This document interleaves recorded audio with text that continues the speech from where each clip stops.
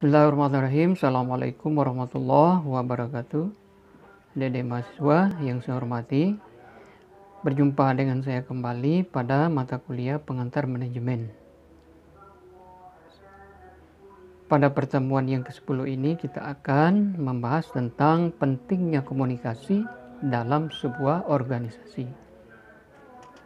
Silakan adik-adik tonton channel ini dengan cara subscribe, like, dan share.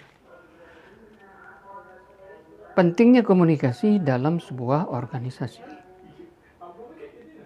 Komunikasi organisasi sebagai pengiriman dan penerimaan pesan yang diantar individu yang saling terkait dalam lingkungan atau pengaturan tertentu untuk mencapai tujuan individu dan bersama. Itu diantara definisi komunikasi organisasi.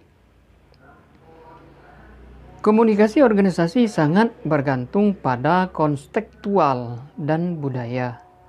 Individu dalam organisasi mengirimkan pesan melalui saluran, diantaranya tatap muka, tertulis, kemudian mediasi, tertulisnya di email, kemudian di media online dan segala macam yang lainnya di dunia online seperti sekarang ini.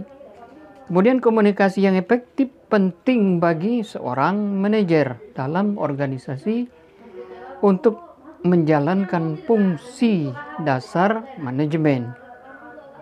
Apa fungsi dasar manajemen? Yaitu perencanaan, pengorganisasian, memimpin, dan mengontrol. Komunikasi membantu manajer untuk melakukan pekerjaan dan tanggung jawab mereka. Komunikasi berfungsi sebagai dasar perencanaan.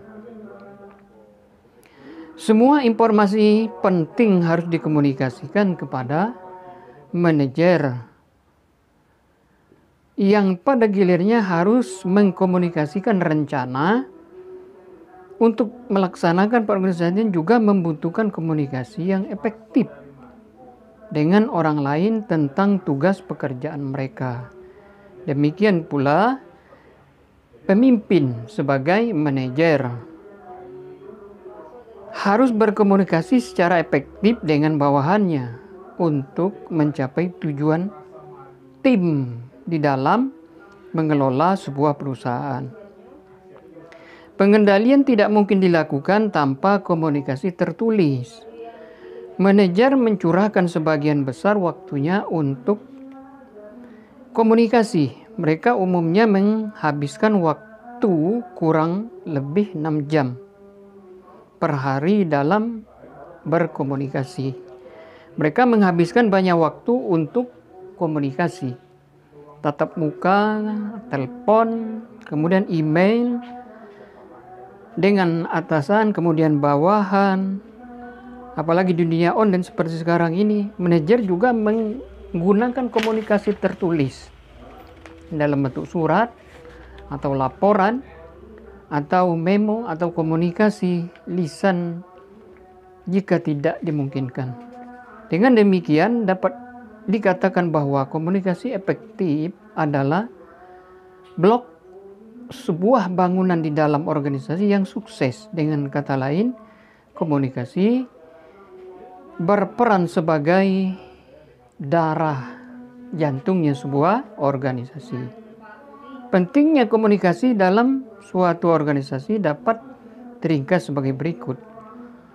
1. Komunikasi meningkatkan motivasi dengan menginformasikan dan mengklarifikasikan karyawan tentang tugas yang harus dilakukan atau dijalankan oleh bawahannya. Secara mereka melakukan tugas, bagaimana meningkatkan kinerja mereka jika tidak sesuai dengan target, apa yang harus terjadi.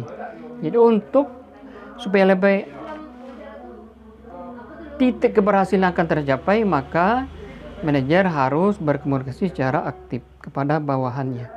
Kemudian yang kedua, komunikasi adalah sumber informasi kepada anggota organisasi untuk proses pengambilan keputusan.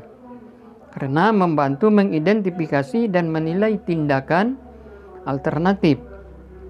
Kemudian yang ketiga, komunikasi juga memainkan peran penting dalam mengubah sikap individu, yaitu pribadi yang menginformasikan dengan baik dan memiliki sikap yang lebih baik daripada individu yang kurang informasi.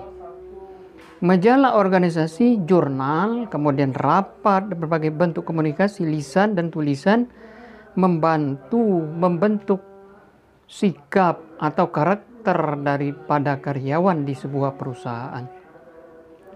Kemudian yang keempat, komunikasi membantu dalam bersosialisasi. Dalam kehidupan saat ini, satu-satunya kehadiran individu lain mendorong untuk berkomunikasi. Juga dikatakan bahwa seseorang tidak dapat bertahan hidup tanpa berkomunikasi. Kita kenal dengan pihak atasan harus berkomunikasi, dengan bawahan, dengan teman, dengan sejawat, segala macamnya harus berkomunikasi.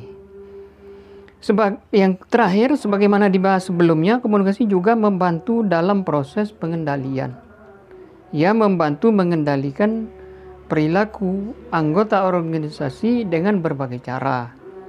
Ada berbagai tingkat hierarki dan prinsip serta berpedoman tertentu yang harus diikuti oleh karyawan dalam sebuah organisasi atau di dalam sebuah perusahaan.